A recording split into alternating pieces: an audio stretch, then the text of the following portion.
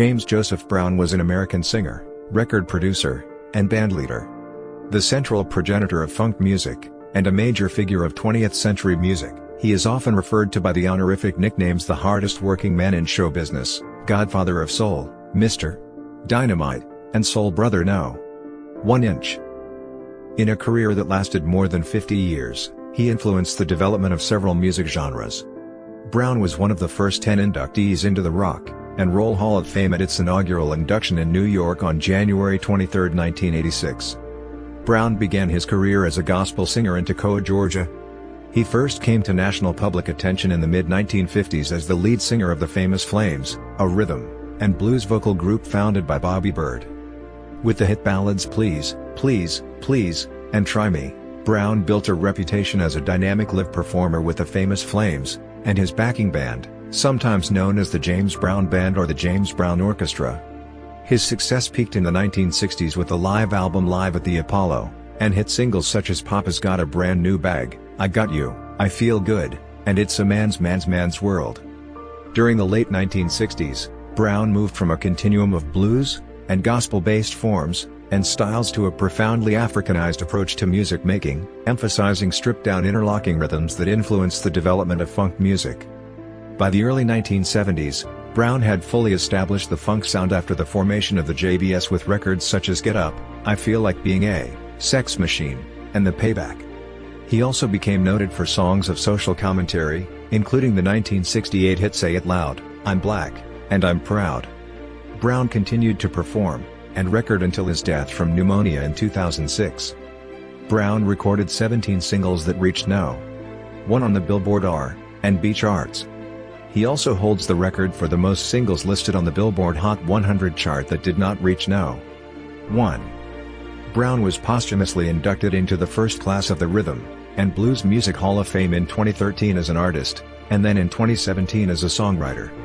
He also received honors from several other institutions, including inductions into the Black Music and Entertainment Walk of Fame, and the Songwriters Hall of Fame. In Joel Whitburn's analysis of the Billboard R&B charts from 1942 to 2010, Brown is ranked No. 1 in the top 500 artists. He is ranked 7th on Rolling Stone's list of the 100 greatest artists of all time. Brown was born on May 3, 1933, in Barnwell, South Carolina, to 16-year-old Susie, née Bailing, 1916 to 2004, and 21-year-old Joseph Gardner Brown, 1912 to 1993, in a small wooden shack. Brown's name was supposed to have been Joseph James Brown, but his first and middle names were mistakenly reversed on his birth certificate. In his autobiography, Brown stated that he had Chinese and Native American ancestry, and that his father was of mixed African American and Native American descent, while his mother was of mixed African American and Asian descent. The Brown family lived in extreme poverty in Elko, South Carolina, which was an impoverished town at the time. They later moved to Augusta, Georgia, when James was 4 or 5. His family first settled at one of his aunt's brothels. They later moved into a house shared with another aunt. Brown's mother eventually left the family after a contentious and abusive marriage, and moved to New York. He began singing in talent shows as a young child, first appearing at Augusta's Lenox Theater in 1944, winning the show after singing the ballad So Long. While in Augusta, Brown performed buck dances for change to entertain troops from Camp Gordon at the start of World War II as their convoys traveled over a canal bridge near his aunt's home. This is where he first heard the legendary blues musician Howlin' Wolf play guitar. He learned to play the piano, guitar, and harmonica during this period. He became inspired to become an entertainer after hearing Caledonia by Louis Jordan and his Timpani 5.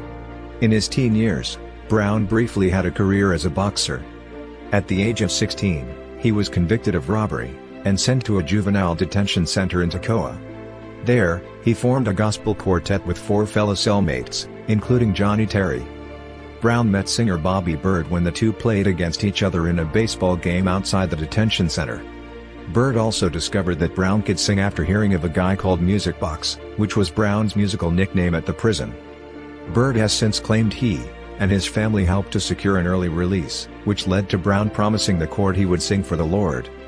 Brown was released on a work sponsorship with Toccoa business owner S.C. Lawson. Lawson was impressed with Brown's work ethic and secured his release with a promise to keep him employed for 2 years. Brown was paroled on June 14, 1952.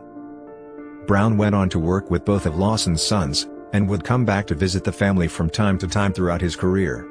Shortly after being paroled, he joined the gospel group the Eveready Gospel Singers, featuring Byrd's sister Sarah. Brown eventually joined Bobby Byrd's group in 1954. The group had evolved from the Gospel Starlighters, an a cappella gospel group, to an R&B group with the name The Avens.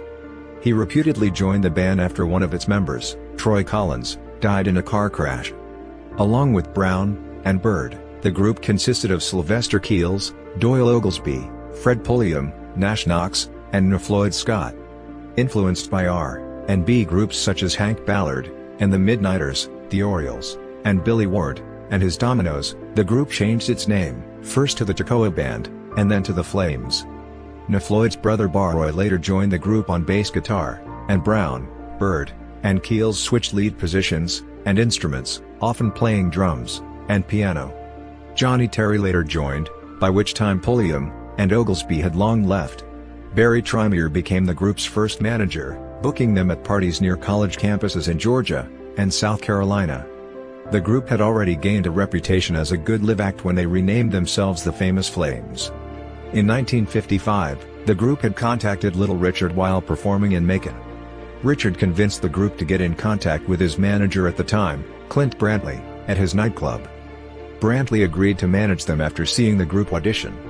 He then sent them to a local radio station to record a demo session, where they performed their own composition Please, Please, Please, which was inspired when Little Richard wrote the words of the title on a napkin, and Brown was determined to make a song out of it. The Famous Flames eventually signed with King Records' federal subsidiary in Cincinnati, Ohio, and issued a re-recorded version of Please, Please, Please in March 1956. The song became the group's first R&B hit, selling over 1 million copies. None of their follow-ups gained similar success. By 1957, Brown had replaced Clint Brantley as manager, and hired Ben Bart, chief of Universal Attractions Agency. That year the original Flames broke up, after Bart changed the name of the group to James Brown and his Famous Flames. In October 1958, Brown released the ballad Try Me, which hit #1 on the R&B chart in the beginning of 1959, becoming the first of 17 chart-topping R&B hits. Shortly afterwards, he recruited his first band, led by J.C. Davis, and reunited with Bobby Byrd, who joined a revived Famous Flames lineup that included Eugene "Baby" Lloyd Stallworth, and Bobby Bennett, with Johnny Terry sometimes coming in as the fifth flame. Brown, the Flames, and his entire band debuted at the Apollo Theater on April 24, 1959, opening for Brown's idol, Little Willie John. Federal Records issued 2 albums credited to Brown and the Famous Flames, both contained previously released singles. By 1960, Brown began multitasking in the recording studio involving himself, his singing group, the Famous Flames, and his band, a separate entity from the Flames, sometimes named the James Brown Orchestra or the James Brown Band.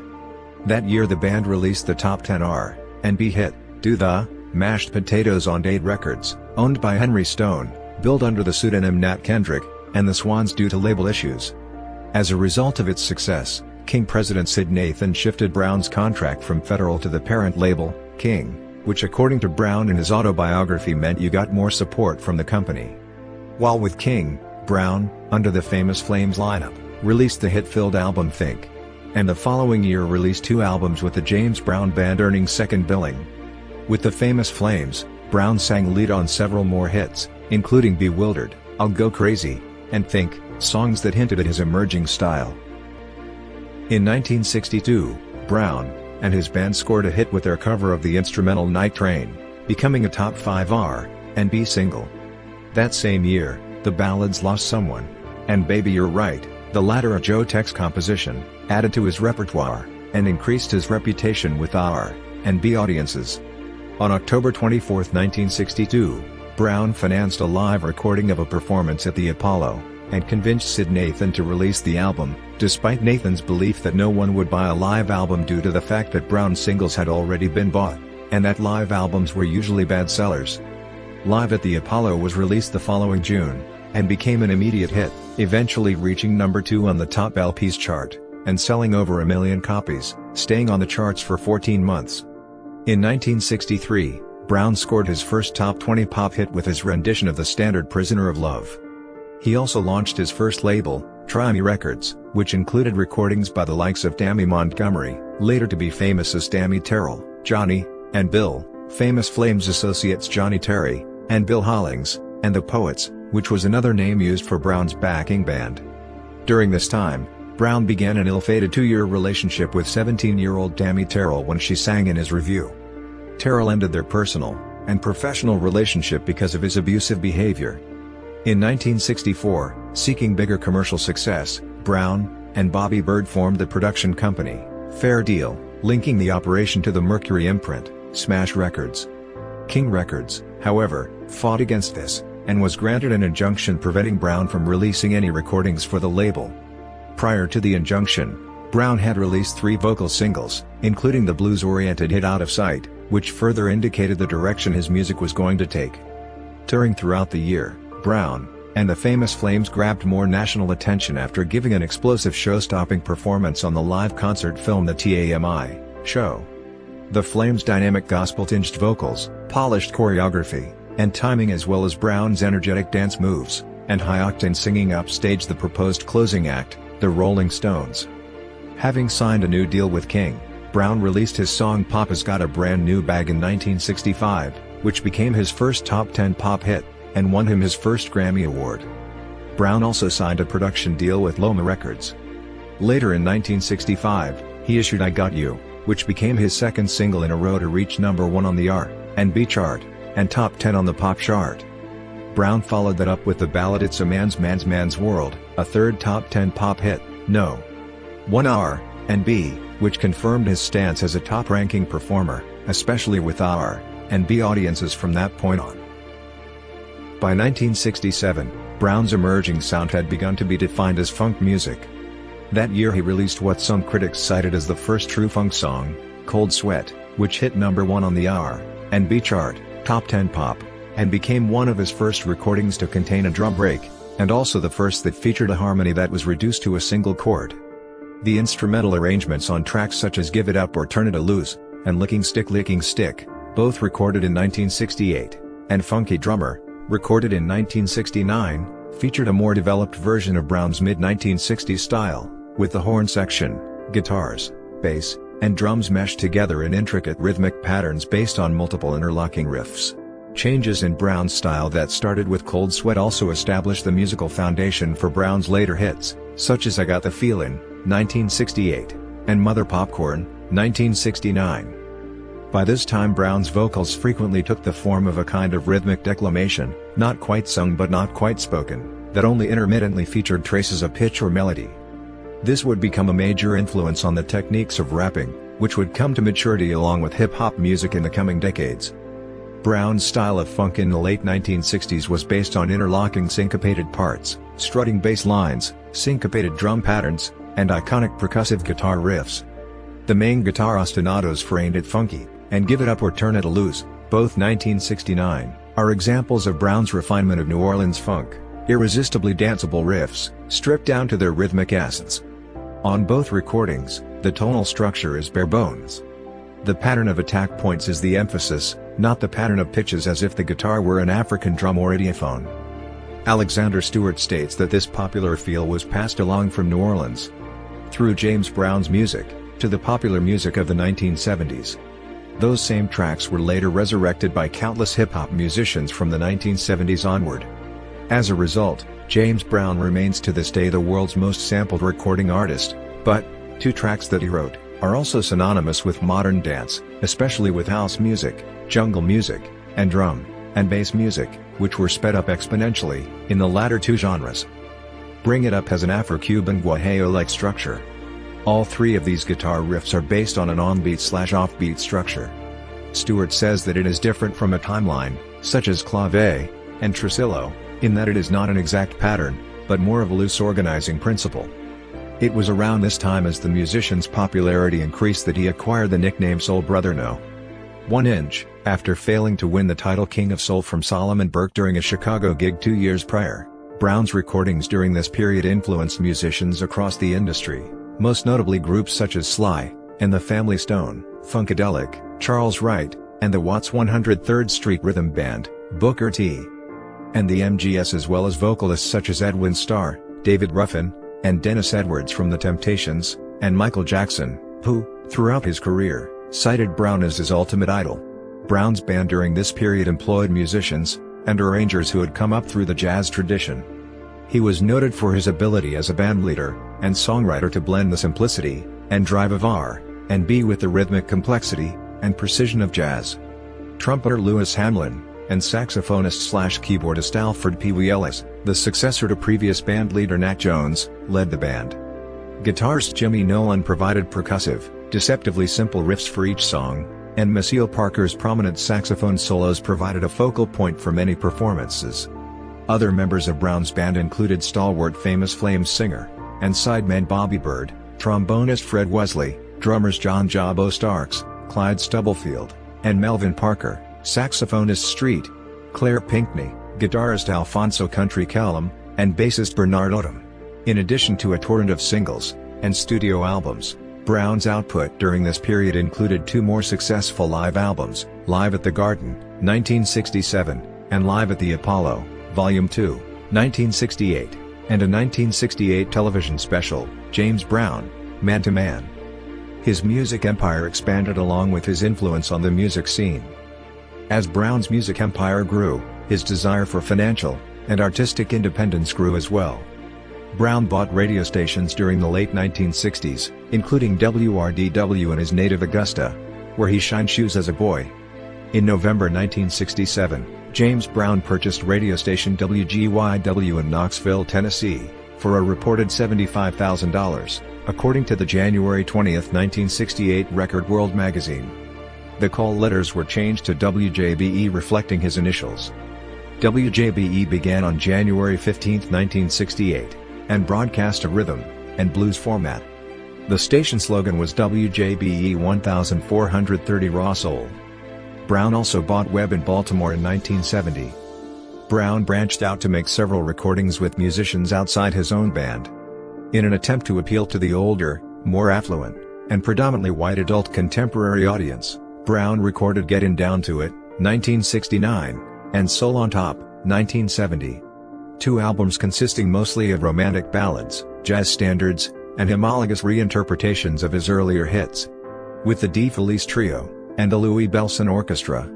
In 1968, he recorded a number of funk-oriented tracks with the Daps, a white Cincinnati band, including the hit I Can't Stand Myself. He also released 3 albums of Christmas music with his own band. In March 1970, most of Brown's mid to late 1960s road band walked out on him due to financial disputes, a development augured by the prior disbandment of the Famous Flames singing group for the same reason in 1968. Brown, and erstwhile Famous Flames singer Bobby Byrd, who chose to remain in the band during this tumultuous period as co-frontman, effectively serving as a proto-hype man in live performances, subsequently recruited several members of the Pacemakers, a Cincinnati-based ensemble that included bassist Bootsy Collins, and his brother, guitarist Phelps "Catfish" Collins, augmented by the remaining members of the 1960s road band, including Fred Wesley, who rejoined Brown's outfit in December 1970, and other newer musicians. They would form the nucleus of the JBs, Brown's new backing ensemble. Shortly following their first performance together, the band entered the studio to record the Brown-Byrd composition, Get Up, I Feel Like Being a Sex Machine. The song, and other contemporaneous singles would further cement Brown's influence in the nascent genre of funk music. This iteration of the JBs dissolved after a March 1971 European tour, documented on the 1991 archival release Love Power Peace, due to additional money disputes, and Bootsy Collins's use of LSD. A new lineup of the JBs coalesced around Wesley, Street, Claire Pinckney, and drummer John Starks. In 1971, Brown began recording for Polydor Records. Many of his sidemen and supporting players, including Fred Wesley and the JBs, Bobby Byrd, Lynn Collins, Vicki Anderson, and former rival Hank Ballard, released records on the People label. During the 1972 presidential election, James Brown openly proclaimed his support of Richard Nixon for re-election to the presidency over Democratic candidate George McGovern. The decision led to a boycott of his performances, and, according to Brown, cost him a big portion of his black audience. As a result, Brown's record sales and concerts in the United States reached a lull in 1973 as he failed to land a #1 R&B single that year. That year he also faced problems with the IRS for failure to pay back taxes, charging he hadn't paid upwards of $4.5 million. 5 years earlier, the IRS had claimed he owed nearly $2 million. In 1973, Brown provided the score for the blaxploitation film Black Caesar. In 1974 he returned to the #1 spot on the R&B charts with The Payback, with the parent album reaching the same spot on the album charts. He would reach #1 two more times in 1974, with My Thing, and Papa Don't Take No Mess. Papa Don't Take No Mess would prove to be his final single to reach the #1 spot on the R&B charts, and his final top 40 pop single. His top 10 R&B hits during this latter period included Funky President, R&B No. 4, and Get Up Off of That Thing, R&B No. 4. Although his records were mainstays of the vanguard New York underground disco scene, exemplified by DJs such as David Mancuso and Francis Grasso, from 1969 onwards, Brown did not consciously yield to the trend until 1975's Sex Machine Today. By 1977, he was no longer a dominant force in R&B. After Get Up Off of That Thing, 13 of Brown's late 1970s recordings for Polydor failed to reach the top 10 of the R&B chart, with only Body Heat in 1976, and the disco-oriented It's Too Funky in Here in 1979 reaching the R&B top 15, and the ballad Kiss in '77 reaching the top 20. After 1976's Body Heat, he also failed to appear on the Billboard Hot 100. As a result, Brown's concert attendance began dropping, and his reported disputes with the IRS caused his business empire to collapse. In addition, several longtime bandmates, including Wesley and Maceo Parker, had gradually pivoted to Parliament Funkadelic, which reached its critical and commercial apogee in the mid to late 1970s. The emergence of disco also forestalled Brown's success on the R&B charts because its slicker, more commercial style had superseded his raw, one-chord funk productions. By the release of 1979's The Original Disco Man, Brown seldom contributed to the songwriting and production processes, leaving most of it to producer Brad Shapiro. This resulted in the song It's Too Funky in Here becoming Brown's most successful single in this period. After 2 more albums failed to chart, Brown left Polydor in 1981. It was around this time that Brown changed the name of his band from the JBs to the Soul Generals, or Soul G's. The band retained that name until his death. Despite Brown's declining record sales, promoters Gary Locondi and Jim Rissmiller helped Brown sell out a string of residency shows at the Reseda Country Club in Los Angeles in early 1982. Brown's compromised commercial standing prevented him from charging a large fee. However, the great success of these shows marked a turning point for Brown's career, and soon he was back on top in Hollywood. Movies followed, including appearances in Dr. Detroit, 1983, and Rocky IV, 1985. He also guest starred in the Miami Vice episode Missing Hours, 1987. Previously, Brown appeared alongside a litany of other black musical luminaries in the Blues Brothers, 1980. In 1984, he teamed with rap musician Africa Bambaataa on the song Unity. A year later he signed with Scotty Brothers Records, and issued the moderately successful album Gravity in 1986. It included Brown's final top 10 pop hit, Living in America, marking his first top 40 entry since 1974, and his first top 10 pop entry since 1968. Produced and written by Dan Hartman, it was also featured prominently on the Rocky IV film and soundtrack. Brown performed the song in the film at Apollo Creed's final fight, shot in the Ziegfeld Room at the MGM Grand in Las Vegas, and was credited in the film as the Godfather of Soul. 1986 also saw the publication of his autobiography, James Brown, The Godfather of Soul, co-written with Bruce Tucker. In 1987, Brown won a Grammy for Best Male R&B Vocal Performance for Living in America. In 1988, Brown worked with the production team Full Force on the new Jack Swing-influenced I'm Real. It spawned his final 2 top 10 R&B hits, I'm Real and Static, which peaked at No. 2 and No. 5, respectively. Meanwhile, the drum break from the second version of the original 1969 hit Give It Up or Turn It Loose, the recording included on the compilation album In the Jungle Groove, became so popular at hip-hop dance parties, especially for breakdance, during the early 1980s that hip-hop pioneer Curtis Blow called the song the national anthem of hip-hop. After his stint in prison during the late 1980s, Brown met Larry Friday and Thomas Hart, who produced the first James Brown biopic, entitled James Brown, The Man, The Message, The Music, released in 1992. He returned to music with the album Love Overdue in 1991. It included the single, So Tired of Standing Still We Got to Move On, which peaked at No. 48 on the R&B chart. His former record label Polydor also released the 4-CD box set Star Time, spanning Brown's career to date. Brown's release from prison also prompted his former record labels to reissue his albums on CD, featuring additional tracks and commentary by music critics and historians. That same year, Brown appeared on rapper MC Hammer's video for Too Legit to Quit. Hammer had been noted, alongside Big Daddy Kane, for bringing Brown's unique stage shows and their own energetic dance moves to the hip-hop generation. Both listed Brown as their idol. Both musicians also sampled his work, with Hammer having sampled the rhythms from Superbad for his song Here Comes the Hammer, from his best-selling album Please Hammer, Don't Hurt 'Em. Big Daddy Kane sampled many times. Before the year was over, Brown, who had immediately returned to work with his band following his release, organized a pay-per-view concert following a show at Los Angeles Wildern Theater that was well received. On June 10, 1991, James Brown and a star-filled lineup performed before a crowd at the Wildern Theater for a live pay-per-view at-home audience. James Brown, Living in America, Live, was the brainchild of Indiana producer Danny Hubbard. It featured MC Hammer as well as Bell Biv DeVoe, Heavy D, and The Boys, En Vogue, C&C Music Factory, Quincy Jones, Sherman Hemsley, and Keenan Ivory Wayans. Ice-T, Tone Loc, and Kool Moe Dee performed paying homage to Brown. This was Brown's first public performance since his parole from the South Carolina prison system in February. He had served 2.5 years of 2 concurrent 6-year sentences for aggravated assault and other felonies. Brown continued making recordings. In 1993 his album Universal James was released. It included his final Billboard charting single, Can't Get Any Harder, which peaked at No. 76 on the US R&B chart, and reached No. 59 on the UK chart. Its brief charting in the UK was probably due to the success of a remixed version of I Feel Good featuring Dakine. Brown also released the singles How Long and Georgelina, which failed to chart.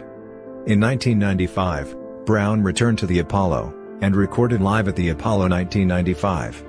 It included a studio track titled Respect Me, which was released as a single. Again it failed to chart. Brown's final studio albums, I'm Back and The Next Step, were released in 1998 and 2002 respectively. I'm Back featured the song Funk on Our Roll, which peaked at No. 40 in the UK but did not chart in his native US. The Next Step included Brown's final single, Killing Is Out, School Is In. Both albums were produced by Derek Monk. Brown's concert success, however, remained unabated, and he kept up with a grueling schedule throughout the remainder of his life, living up to his previous nickname, the hardest working man in show business, in spite of his advanced age. In 2003, Brown participated in the PBS American Masters television documentary James Brown, Soul Survivor, which was directed by Jeremy Mari. Brown performed in the Super Bowl 31 halftime show in 1997.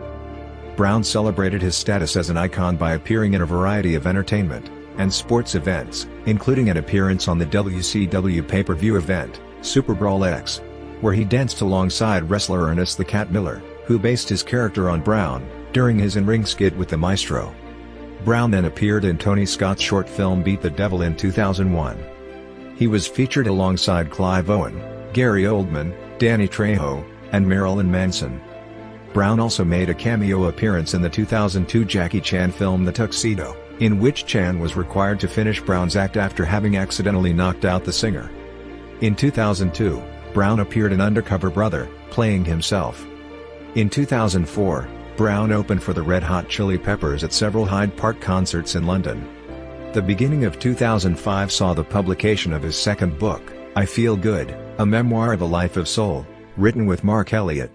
In February and March, he participated in recording sessions for an intended studio album with Fred Wesley, Pee Wee Ellis, and other longtime collaborators.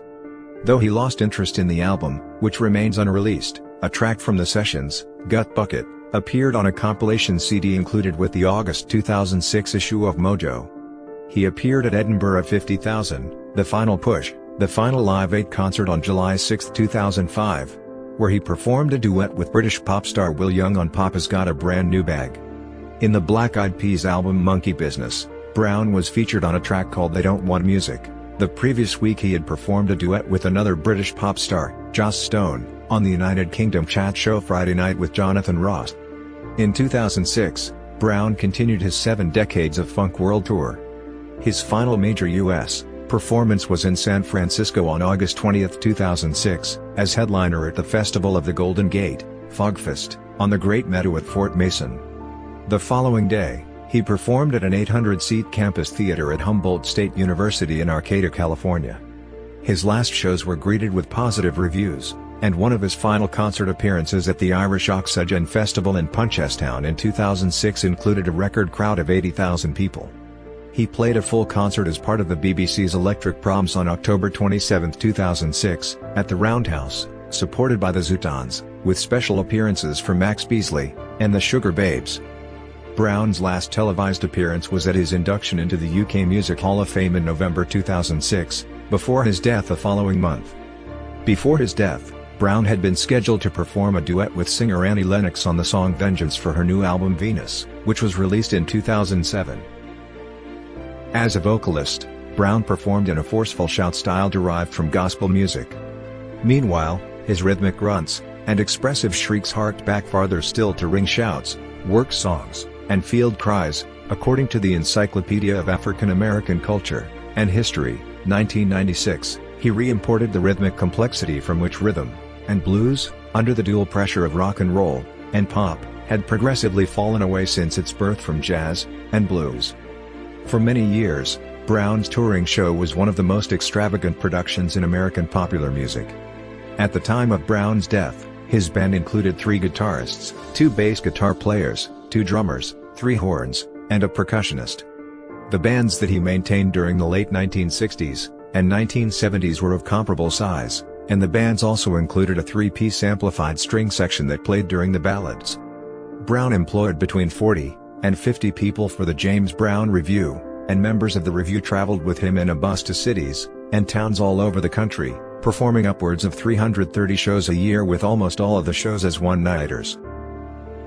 Before James Brown appeared on stage, his personal MC gave him an elaborate introduction accompanied by drum rolls, as the MC worked in Brown's various sobriquets along with the names of many of his hit songs.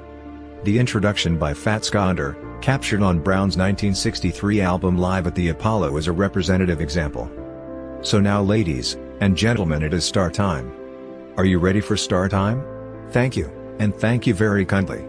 It is indeed a great pleasure to present to you at this particular time, nationally and internationally known as the hardest working man in show business, the man that sings "I'll go crazy, try me, you've got the power, think if you want me, I don't mind, bewildered," the $1 million seller, Lost Someone, the very latest release, Night Train, Let's Everybody Shout and Shimmy, Mr.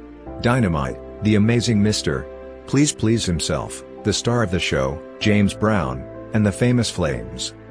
James Brown's performances were famous for their intensity and length. His own stated goal was to give people more than what they came for. Make them tired, 'cause that's what they came for. Brown's concert repertoire consisted mostly of his own hits and recent songs, with a few R&B covers mixed in. Brown danced vigorously as he sang, working popular dance steps such as the mashed potato into his routine along with dramatic leaps, splits, and slides. In addition, his horn players and singing group, the famous Flames, typically performed choreographed dance routines, and later incarnations of the review included backup dancers.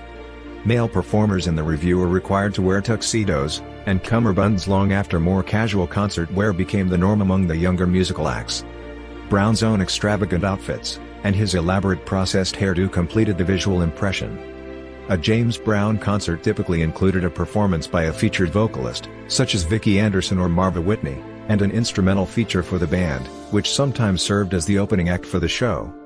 A trademark feature of Brown's stage shows, usually during the song Please, Please, Please, involved Brown dropping to his knees while clutching the microphone stand in his hands, prompting the show's longtime MC, Danny Ray, to come out, drape a cape over Brown's shoulders, and escort him off the stage after he had worked himself to exhaustion during his performance. As Brown was escorted off the stage by the MC, Brown's vocal group, the Famous Flames, Bobby Byrd, Lloyd Stallworth, and Bobby Bennett, continued singing the background vocals "Please, Please Don't Go Oh." Brown would then shake off the cape, and stagger back to the microphone to perform an encore. Brown's routine was inspired by a similar one used by the professional wrestler Gorgeous George, as well as Little Richard, in his 2005 autobiography I Feel Good, a memoir in a life of soul. Brown, who was a fan of Gorgeous George, credited the wrestler as the inspiration for both his cape routine and concert attire, stating, "Seeing him on TV helped create the James Brown you see on stage." Brown performs a version of the cape routine in the film of the Tami Show, 1964, in which he and the Famous Flames upstage the Rolling Stones, and over the closing credits of the film Blues Brothers 2000. The Police refer to James Brown on the Tami Show in their 1980 song "When the World is Running Down, You Make the Best of What's Still Around." Brown demanded extreme discipline, perfection, and precision from his musicians and dancers. Performers in his review showed up for rehearsals, and members wore the right uniform or costume for concert performances. During an interview conducted by Terry Gross during the NPR segment Fresh Air with Maceo Parker, a former saxophonist in Brown's band for most of the 1960s, and part of the 1970s and 1980s, Parker offered his experience with the discipline that Brown demanded of the band. "You gotta be on time. You gotta have your uniform. Your stuff's got to be intact. You gotta have the bow tie. You got to have it. You can't come up without the bow tie. You cannot come up without a cummerbund. The patent leather shoes we were wearing at the time gotta be greased. You just gotta have this stuff." This is what Brown expected. Brown bought the costumes. He bought the shoes. And if for some reason, the band member decided to leave the group, Brown told the person to, "Please leave my uniforms." Maceo Parker. Brown also had a practice of directing, correcting, and assessing fines on members of his band who broke his rules, such as wearing unshined shoes, dancing out of sync or showing up late on stage. During some of his concert performances, Brown danced in front of his band with his back to the audience as he slid across the floor, flashing hand signals, and splaying his pulsating fingers to the beat of the music. Although audiences thought Brown's dance routine was part of his act, this practice was actually his way of pointing to the offending member of his troupe who played or sang the wrong note or committed some other infraction. Brown used his splayed fingers and hand signals to alert the offending person of the fine that person must pay to him for breaking his rules.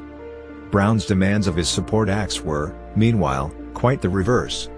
As Fred Wesley recalled of his time as musical director of the JBs, if Brown felt intimidated by a support act he would try to undermine their performances by shortening their sets without notice, demanding that they not do certain show-stopping songs, and even insisting on doing the unthinkable, playing drums on some of their songs.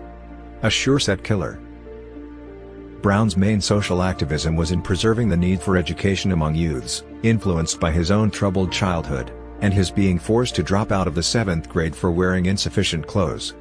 Due to heavy dropout rates in the 1960s, Brown released the pro-education song, "Don't Be a Dropout." Royalties of the song were donated to dropout prevention charity programs. The success of this led to Brown meeting with President Lyndon B. Johnson at the White House. Johnson cited Brown for being a positive role model to the youth. In 1968 James Brown endorsed Hubert Humphrey, but later Brown gained the confidence of President Richard Nixon, to whom he found he had to explain the plight of Black Americans. Throughout the remainder of his life, Brown made public speeches in schools, and continued to advocate the importance of education in school. Upon filing his will in 2002, Brown advised that most of the money in his estate go into creating the I Feel Good Incorporated Trust to benefit disadvantaged children, and provide scholarships for his grandchildren.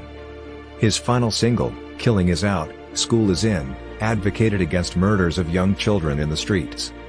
Brown often gave out money and other items to children while traveling to his childhood hometown of Augusta. A week before his death, while looking gravely ill, Brown gave out toys and turkeys to kids at an Atlanta orphanage, something he had done several times over the years. Though Brown performed at benefit rallies for civil rights organizations in the mid-1960s, Brown often shied away from discussing civil rights in his songs in fear of alienating his crossover audience. In 1968, in response to a growing urge of anti-war advocacy during the Vietnam War, Brown recorded the song, "America Is My Home." In the song, Brown performed a rap, advocating patriotism, and exhorting listeners to stop pitying yourselves, and get up, and fight. At the time of the song's release, Brown had been participating in performing for troops stationed in Vietnam. On April 5, 1968, a day after the assassination of Martin Luther King Jr., in Memphis, Tennessee, Brown provided a free citywide televised concert at the Boston Garden to maintain public order, and calm concerned Boston residents, over the objections of the police chief, who wanted to call off the concert, which he thought would incite violence. The show was later released on DVD as Live at the Boston Garden, April 5, 1968. According to the documentary The Night James Brown Saved Boston, then Mayor Kevin White had strongly restrained the Boston police from cracking down on minor violence and protests after the assassination, while religious and community leaders worked to keep tempers from flaring. White arranged to have Brown's performance broadcast multiple times on Boston's public television station, WGBH, thus keeping potential rioters off the streets, watching the concert for free.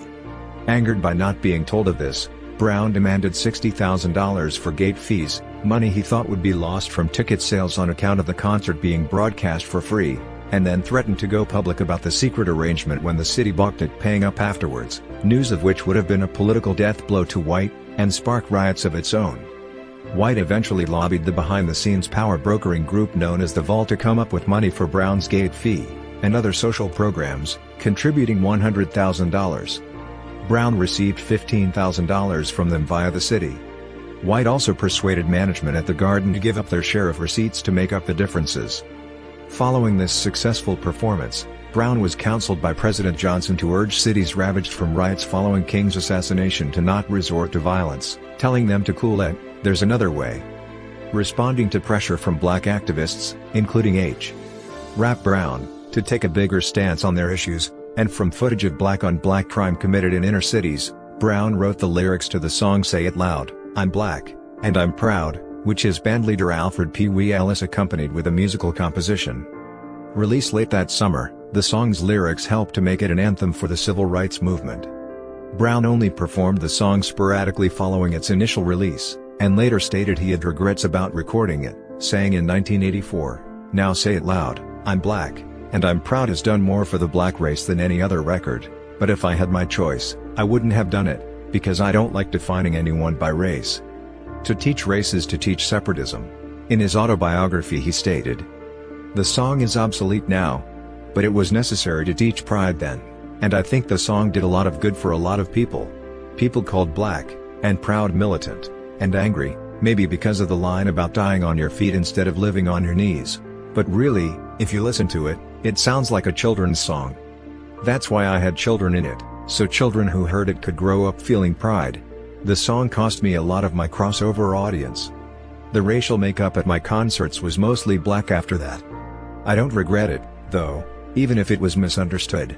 In 1969, Brown recorded 2 more songs of social commentary, World, and I Don't Want Nobody to Give Me Nothing, the latter song pleading for equal opportunity and self-reliance rather than entitlement.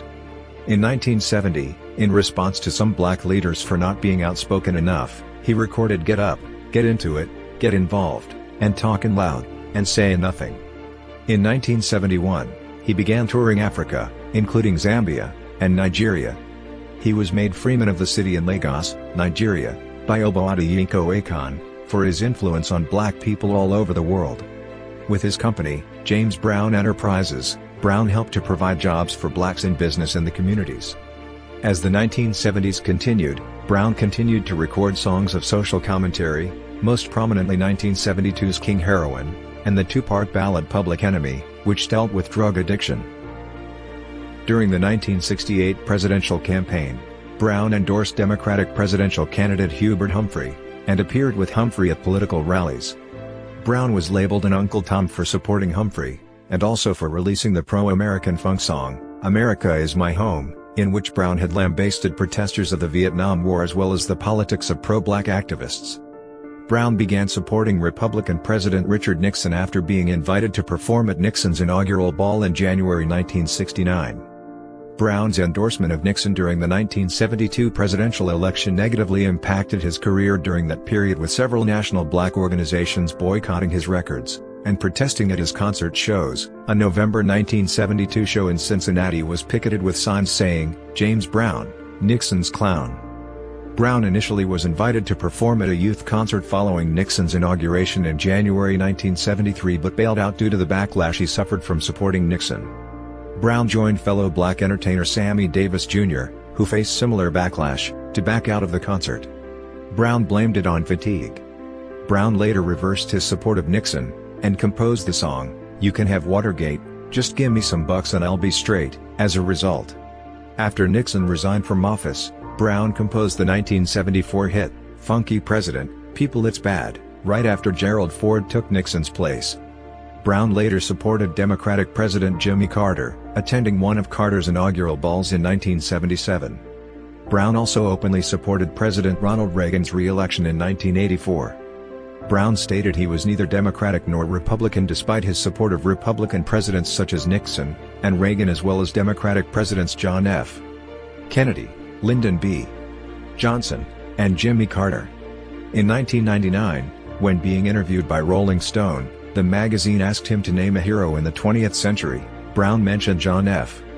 Kennedy, and then 96-year-old U.S. Senator and former Dixiecrat, Strom Thurmond, stating, "When the young whippersnappers get out of line, whether Democratic or Republican, an old man can walk up and say, 'Wait a minute, son, it goes this way.' And that's great for our country. He's like a grandfather to me." In 2003, Brown was the featured attraction of a Washington, D.C. fundraiser for the National Republican Senatorial Committee. Following the deaths of Ronald Reagan and his friend Ray Charles, Brown said to CNN, "I'm kind of in an uproar. I love the country, and I've been around a long time, through many presidents, and everything. So after losing Mr. Reagan, who I knew very well, then Mr. Ray Charles, who I worked with, and lived with like, all our life, we had a show together in Oakland many years ago, and it's like you found the placard." Despite his contrarian political views, Brown mentored black activist Reverend Al Sharpton during the 1970s. In 1962, Tammy Terrell joined the James Brown Revue. Brown became sexually involved with Terrell, even though she was only 17. In a relationship that continued until she escaped his physical abuse. Bobby Bennett, former member of the famous Flames, told Rolling Stone about the abuse he witnessed. "He beat Tammy Terrell terrible," said Bennett. "She was bleeding, shedding blood." Terrell, who died in 1970, was Brown's girlfriend before she became famous as Marvin Gaye's singing partner in the mid-1960s. "Tammy left him because she didn't want her butt whipped," said Bennett, who also claimed he saw Brown kick one pregnant girlfriend down a flight of stairs. Brown was married 3 times. His first marriage was to Velma Warren in 1953, and they had one son together. Over a decade later, the couple had separated, and the final divorce decree was issued in 1969. They maintained a close friendship that lasted until Brown's death. Brown's second marriage was to Deidre "Dee Dee" Jenkins, on October 22, 1970. They had 2 daughters together. By 1979 they were separated after what his daughter describes as years of domestic abuse, and the final divorce decree was issued on January 10, 1981. His third marriage was to Adrienne Lois Rodriguez, March 9, 1950 to January 6, 1996, in 1984. It was a contentious marriage that made headlines due to domestic abuse complaints. Rodriguez filed for divorce in 1988, citing years of cruelty treatment, but they reconciled. Less than a year after Rodriguez died in 1996, Brown hired Tommy Ray Heine to be a background singer for his band. She later claimed that she was his 4th wife. On December 23, 2002, Brown, 69, and Heine, 33, held a wedding ceremony that was officiated by the Reverend Larry Flyer. Following Brown's death, controversy surrounded the circumstances of the marriage, with Brown's attorney, Albert "Buddy" Dallas, reporting that the marriage was not valid. Heine was still married to Javed Ahmed, a man from Bangladesh. Heine claimed Ahmed married her to obtain residency through a green card, and that the marriage was annulled, but the annulment did not occur until April 2004. In an attempt to prove her marriage to Brown was valid, she provided a marriage certificate as proof of her marriage to Brown during an interview on CNN with Larry King, but she did not provide King with court records pointing to an annulment of her marriage to Brown or to Ahmed. According to Dallas, Brown was angry and hurt that Heine had concealed her prior marriage from him, and Brown moved to file for annulment from Heine. Dallas added that though Heine's marriage to Ahmed was annulled after she married Brown, the Brown-Heine marriage was not valid under South Carolina law because Brown and Heine did not remarry after the annulment. In August 2003, Brown took out a full-page public notice in Variety featuring Heine, James II, and himself on vacation at Disney World to announce that he and Heine were going their separate ways. On January 27, 2015, a judge ruled Heine as Brown's legal widow, and that she was now Brown's widow for purposes of determining the distribution of Brown's estate. The decision was based on the grounds that Heine's previous marriage was invalid, and that James Brown had abandoned his efforts to annul his own marriage to Heine. On June 17, 2020, a South Carolina Supreme Court judge ruled that Heine was not legally married to Brown due to her failure to annul her previous marriage. The court also officially ruled that she has no right to any part of his estate. Brown had numerous children, and acknowledged 9 of them, including 5 sons: Teddy, 1954-1973, Terry, Larry, Daryl, and James Joseph Brown Jr., and 4 daughters: Lisa, Drive, Yamanoyola Brown Lumar, Deanna Brown Thomas, and Venetia Brown, 1964-2018. Brown also had 8 grandchildren, and 4 great-grandchildren. Brown's eldest son, Teddy, died in a car crash on June 14, 1973. According to an August 22, 2007, article published in the British newspaper The Daily Telegraph, DNA tests indicate that Brown also fathered at least 3 extramarital children. The first one of them to be identified is LaRonda Pettit, born 1962, a retired flight attendant and teacher who lives in Houston. Another alleged son, Michael Dion Brown, was born in September 1968 to Mary Florence Brown, and despite pleading no contest to a paternity suit brought against him in 1983, Brown never officially acknowledged Michael as his son. During contesting of Brown's will, another of the Brown family attorneys, Deborah Opry, revealed to Larry King that Brown wanted a DNA test performed after his death to confirm the paternity of James Brown Jr., born 2001. Not for Brown's sake but for the sake of the other family members. In April 2007, Heine selected a guardian ad litem whom she wanted appointed by the court to represent her son, James Brown Jr., in the paternity proceedings. James Brown Jr. was confirmed to be his biological son. For most of his career, Brown had a strict drug and alcohol-free policy for any member in his entourage, including band members, and would fire people who disobeyed orders, particularly those who used or abused drugs. Although early members of the famous Flames were fired for using alcohol, Brown often served the highball consisting of Delaware Punch and moonshine at his Street, Albans, Queens, house in the mid-1960s. Some of the original members of Brown's 1970s band, the JBs, including Catfish and Bootsy Collins, intentionally took LSD during a performance in 1971, causing Brown to fire them after the show because he had suspected them of being on drugs all along. Aide Bob Patton has asserted that he accidentally shared a PCP-laced cannabis joint with Brown in the mid-1970s, and hallucinated for hours, although Brown talked about it as if it was only marijuana he was smoking. By the mid-1980s, it was widely alleged that Brown was using drugs, with Vicki Anderson confirming to journalist Barney Hoskins that Brown's regular use of PCP, colloquially known as angel dust, began before 1982. After he met and later married Adrienne Rodriguez in 1984, she and Brown began using PCP together. This drug usage often resulted in violent outbursts from him, and he was arrested several times for domestic violence against Rodriguez while high on the drug. By January 1988, Brown faced 4 criminal charges within a 12-month span relating to driving, PCP, and gun possession. After an April 1988 arrest for domestic abuse, Brown went on the CNN program Sonia Live in LA, with host Sonia Friedman. The interview became notorious for Brown's irreverent demeanor, with some asserting that Brown was high. One of Brown's former mistresses recalled in a GQ magazine article on Brown some years after his death that Brown would smoke PCP, until it got hard to find, and cocaine, mixed with tobacco and cool cigarettes. He also engaged in the off-label use of sildenafil, maintaining that it gave him extra energy. While once under the influence of PCP, which he continued to procure dependent on its availability, when traveling in a car, Brown alleged that passing trees contained psychotronic surveillance technology. In January 1998, he spent a week in rehab to deal with an addiction to unspecified prescription drugs. A week after his release, he was arrested for an unlawful use of a handgun and possession of cannabis. Prior to his death in December 2006, when Brown entered Emory University Hospital, traces of cocaine were found in the singer's urine. His widow suggested Brown would do crack with a female acquaintance. Brown's personal life was marred by several brushes with the law. At the age of 16, he was convicted of theft and served 3 years in juvenile prison.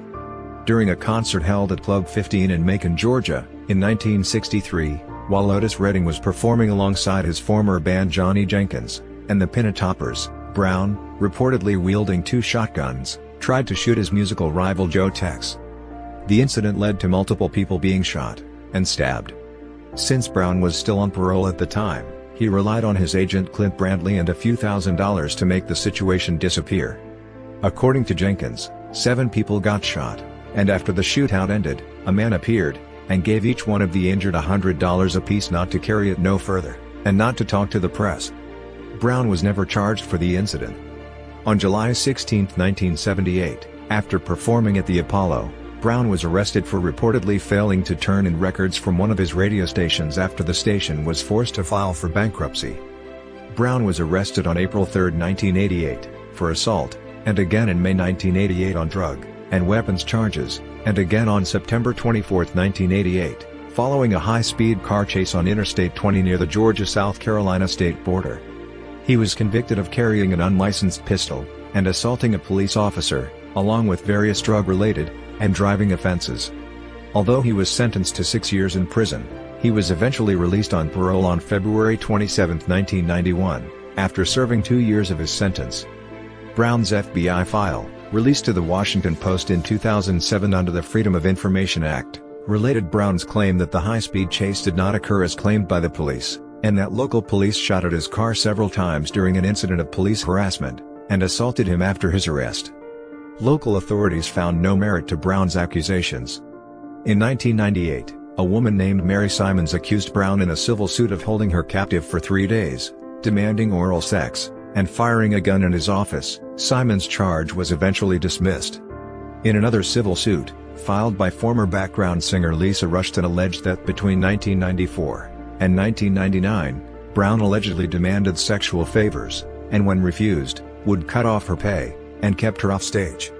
She also claimed Brown would place a hand on her buttocks, and loudly told her in a crowded restaurant to not look or speak to any other man besides himself. Rushton eventually withdrew her lawsuit. In yet another civil suit, a woman named Lisa Agbalaya, who worked for Brown, said the singer would tell her he had bull testicles, handed her a pair of zebra print underwear, told her to wear them while he massaged her with oil, and fired her after she refused. A Los Angeles jury cleared the singer of sexual harassment but found him liable for wrongful termination. The police were summoned to Brown's residence on July 3, 2000, after he was accused of charging at an electric company repairman with a steak knife when the repairman visited Brown's house to investigate a complaint about having no lights at the residence. In 2003, Brown was pardoned by the South Carolina Department of Probation, Parole, and Pardon Services for past crimes that he was convicted of committing in South Carolina. Brown was repeatedly arrested for domestic violence. On 4 occasions between 1987 and 1995, Brown was arrested on charges of assault against his third wife, Adrienne Rodriguez. In one incident, Rodriguez reported to authorities that Brown beat her with an iron pipe and shot at her car. Rodriguez was hospitalized after the last assault in October 1995, but charges were dropped after she died in January 1996. In January 2004, Brown was arrested in South Carolina on a domestic violence charge after Tommy Ray Heine accused him of pushing her to the floor during an argument at their home, where she suffered scratches and bruises to her right arm and hip. In June, Brown pleaded no contest to the domestic violence incident, but served no jail time. Instead, Brown was required to forfeit a $1,087 bond as punishment. In January 2005, a woman named Jacques Hollander filed a lawsuit against James Brown, which stemmed from an alleged 1988 rape. When the case was initially heard before a judge in 2002, Hollander's claims against Brown were dismissed by the court as the limitations period for filing the suit had expired. Hollander claimed that stress from the alleged assault later caused her to contract Graves' disease, a thyroid condition. Hollander claimed that the incident took place in South Carolina while she was employed by Brown as a publicist. Hollander alleged that, during her ride in a van with Brown pulled over to the side of the road, and sexually assaulted her while he threatened her with a shotgun. In her case against Brown, Hollander entered as evidence a DNA sample, and a polygraph result, but the evidence was not considered due to the limitations defense. Hollander later attempted to bring her case before the Supreme Court, but nothing came of her complaint. At the end of his life, James Brown lived in Beach Island, South Carolina, directly across the Savannah River from Augusta, Georgia. Brown had chronic illness with type 1 diabetes that went undiagnosed for years, according to his longtime manager Charles Bobbitt. In 2004, Brown was successfully treated for prostate cancer. Regardless of his health, Brown maintained his reputation as the hardest working man in show business by keeping up with his grueling performance schedule. On December 23, 2006, Brown became very ill, and arrived at his dentist's office in Atlanta, Georgia, several hours late. His appointment was for dental implant work. During the visit, Brown's dentist observed that he looked very bad, weak, and dazed. Instead of performing the work, the dentist advised Brown to see a physician right away about his medical condition. The following day, Brown went to the Emory Crawford Long Memorial Hospital for medical evaluation, and was admitted for observation and treatment. According to Charles Bobbitt, his longtime personal manager and friend, Brown had been struggling with a noisy cough since returning from a November trip to Europe. Yet, Bobbitt said, the singer had a history of never complaining about being sick, and often performed while ill. Although Brown had to cancel upcoming concerts in Waterbury, Connecticut, and Englewood, New Jersey, he was confident that the doctor would discharge him from the hospital in time for his scheduled New Year's Eve shows at the Count Basie Theater in New Jersey, and the B. King Blues Club in New York, in addition to performing a song live on CNN for the Anderson Cooper New Year's Eve special. Brown remained hospitalized, however, and his condition worsened throughout the day. On Christmas Day 2006, Brown died at approximately 1:45 a.m. EST, 6:45 UTC, at age 73, from congestive heart failure, resulting from complications of pneumonia. Bobbitt was at his bedside, and later reported that Brown stuttered, "I'm going away tonight," then took 3 long, quiet breaths, and fell asleep before dying. In 2019, an investigation by CNN and other journalists led to suggestions that Brown had been murdered. After Brown's death, his relatives, a host of celebrities, and thousands of fans gathered, on December 28, 2006, for a public memorial service at the Apollo Theater in New York City, and, on December 30, 2006, at the James Brown Arena in Augusta, Georgia. A separate, private ceremony was held in North Augusta, South Carolina, on December 29, 2006, with Brown's family in attendance.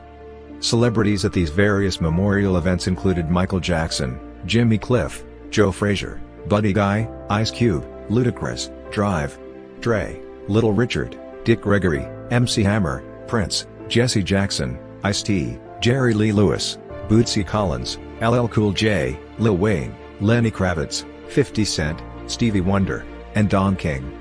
Reverend Al Sharpton officiated at all of Brown's public and private memorial services. Brown's memorial ceremonies were all elaborate, complete with costume changes for the deceased, and videos featuring him in concert. His body, placed in a Promethean casket, bronze polished to a golden shine, was driven through the streets of New York to the Apollo Theater in a wide, glass-encased horse-drawn carriage. In Augusta, Georgia, his memorial procession stopped to pay respects at his statue, en route to the James Brown Arena.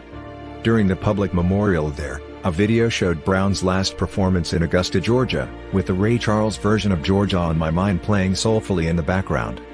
His last backup band, the Soul Generals, also played some of his hits during that tribute at the arena. The group was joined by Bootsy Collins on bass, with MC Hammer performing a dance in James Brown style. Former Temptations lead singer Ollie Woodson performed Walk Around Heaven All Day at the memorial services. Brown was buried in a crypt at his daughter's home in Beach Island, South Carolina. Brown signed his last will, and testament on August 1, 2000, before J. Strom Thurmond Jr., an attorney for the estate. The irrevocable trust, separate and apart from Brown's will, was created on his behalf, that same year, by his attorney, Albert Buddy Dallas, one of 3 personal representatives of Brown's estate.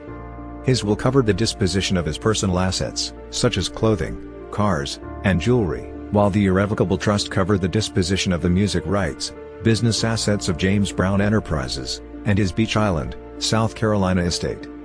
During the reading of the will on January 11, 2007, Thurmond revealed that Brown's 6 adult living children, Terry Brown, Larry Brown, Daryl Brown, Yama Brown Lumar, Deanna Brown Thomas, and Venetia Brown, were named in the document, while Heine and James II were not mentioned as heirs. Brown's will had been signed 10 months before James II was born, and more than a year before Brown's marriage to Tommy Ray Heine. Like Brown's will, his irrevocable trust omitted Heine and James II as recipients of Brown's property. The irrevocable trust had also been established before, and not amended since, the birth of James II.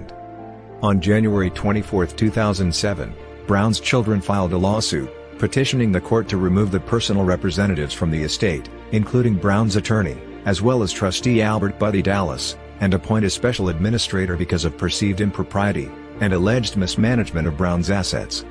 On January 31, 2007, Heine also filed a lawsuit against Brown's estate, challenging the validity of the will and the irrevocable trust.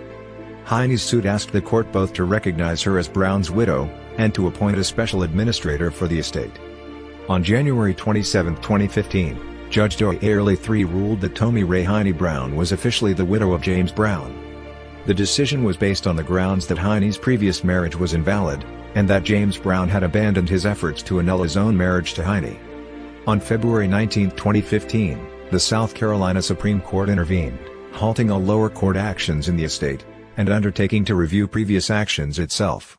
The South Carolina Court of Appeals in July 2018 ruled that Heine was, in fact, Mr. Brown's wife. In 2020, the South Carolina Supreme Court ruled that Heine had not been legally married to Brown, and did not have a right to his estate. It was reported in July 2021 that Brown's family had reached a settlement ending the 15-year battle over the estate. Brown received awards and honors throughout his lifetime, and after his death. In 1993, the City Council of Steamboat Springs, Colorado, conducted a poll of residents to choose a new name for the bridge that crossed the Yampa River on Shield Drive. The winning name, with 7,717 votes, was James Brown Soul Center of the Universe Bridge. The bridge was officially dedicated in September 1993, and Brown appeared at the ribbon-cutting ceremony for the event. A petition was started by local ranchers to return the name to Stockbridge for historical reasons, but they backed off after citizens defeated their efforts because of the popularity of Brown's name. Brown returned to Steamboat Springs, Colorado, on July 4, 2002, for an outdoor festival, performing with bands such as the String Cheese Incident. During his long career, Brown received many prestigious music industry awards and honors. In 1983 he was inducted into the Georgia Music Hall of Fame. Brown was one of the first inductees into the Rock and Roll Hall of Fame at its inaugural induction dinner in New York on January 23, 1986. At that time, the members of his original vocal group, the Famous Flames, Bobby Byrd, Johnny Terry, Bobby Bennett, and Lloyd Stallworth, were not inducted. However, on April 14, 2012, the Famous Flames were automatically and retroactively inducted into the Hall of Fame alongside Brown, without the need for nomination and voting, on the basis that they should have been inducted with him in 1986. On February 25, 1992, Brown was awarded a Lifetime Achievement Award at the 34th Annual Grammy Awards. Exactly a year later, he received a Lifetime Achievement Award at the 4th Annual Rhythm and Blues Foundation Pioneer Awards. A ceremony was held for Brown on January 10, 1997, to honor him with a star on the Hollywood Walk of Fame. On June 15, 2000, Brown was honored as an inductee to the New York Songwriters Hall of Fame. On August 6, 2002, he was honored as the first BMI Urban Icon at the BMI Urban Awards. His BMI accolades include an impressive 10 R&B awards, and 6 Pop Awards. On November 14, 2006, Brown was inducted into the UK Music Hall of Fame, and he was one of several inductees to perform at the ceremony. In recognition of his accomplishments as an entertainer, Brown was a recipient of Kennedy Center Honors on December 7, 2003. In 2004, Rolling Stone magazine ranked James Brown as No. 7 on its list of the 100 greatest artists of all time. In an article for Rolling Stone, critic Robert Christgau cited Brown as the greatest musician of the rock era. He appeared on the BET Awards June 24, 2003, and received the Lifetime Achievement Award presented by Michael Jackson, and performed with him. In 2004, he received the Golden Plate Award of the American Academy of Achievement presented by Awards Council member Aretha Franklin. Brown was also honored in his hometown of Augusta, Georgia, for his philanthropy and civic activities. On November 20, 1993, Mayor Charles Devaney of Augusta held a ceremony to dedicate a section of 9th Street between Broad and Twiggs Streets, renamed James Brown Boulevard, in the entertainer's honor. On May 6, 2005, as a 72nd birthday present for Brown, the city of Augusta unveiled a life-sized bronze James Brown statue on Broad Street. The statue was to have been dedicated a year earlier, but the ceremony was put on hold because of a domestic abuse charge that Brown faced at the time. In 2005, Charles Champwalker and the We Feel Good Committee went before the County Commission and received approval to change Augusta's slogan to We Feel Good. Afterward, officials renamed the city's civic center the James Brown Arena, and James Brown attended a ceremony for the unveiling of the namesake center on October 15, 2006. On December 30, 2006, during the public memorial service at the James Brown Arena, Drive, Shirley A.R. Lewis, president of Payne College, a historically black college in Augusta, Georgia, bestowed posthumously upon Brown an honorary doctorate in recognition and honor of his many contributions to the school in its times of need. Brown had originally been scheduled to receive the honorary doctorate from Payne College during its May 2007 commencement. During the 49th Annual Grammy Awards presentation on February 11, 2007, James Brown's famous cape was draped over a microphone by Danny Ray at the end of a montage in honor of notable people in the music industry who died during the previous year. Earlier that evening, Christina Aguilera delivered an impassioned performance of Brown's hit It's a Man's World, followed by a standing ovation, while Chris Brown performed a dance routine in honor of James Brown. On August 17, 2013, the official R&B Music Hall of Fame honored and inducted James Brown at a ceremony held at the Watson Auditorium at Cleveland State University.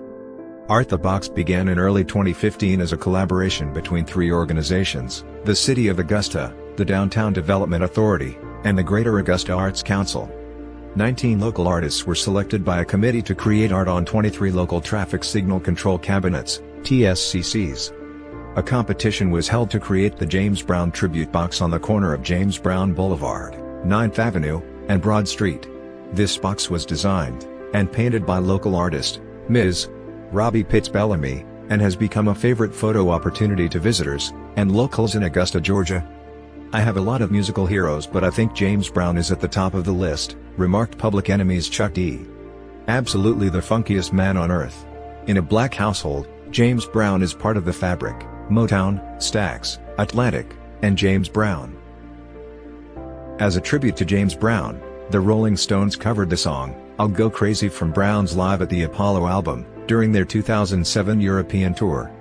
Led Zeppelin guitarist Jimmy Page has remarked, he, James Brown, was almost a musical genre in his own right, and he changed and moved forward the whole time so people were able to learn from him. On December 22, 2007, the first annual tribute fit for the King of King Records in honor of James Brown was held at the Madison Theater in Covington, Kentucky. The tribute, organized by Bootsy Collins, featured Tony Wilson as young James Brown with appearances by Africa Bambaataa, Chuck D of Public Enemy, the Soul Generals, Buckethead, Freakbass, Triage, and many of Brown's surviving family members. Comedian Michael Coyer was the MC for the event. During the show, the mayor of Cincinnati proclaimed December 22 as James Brown Day. As of September 2021, a significant collection of James Brown clothing, memorabilia, and personal artifacts are on exhibit in downtown Augusta, Georgia at the Augusta History Museum. For an extended list of albums, compilations, and charting singles, see James Brown discography.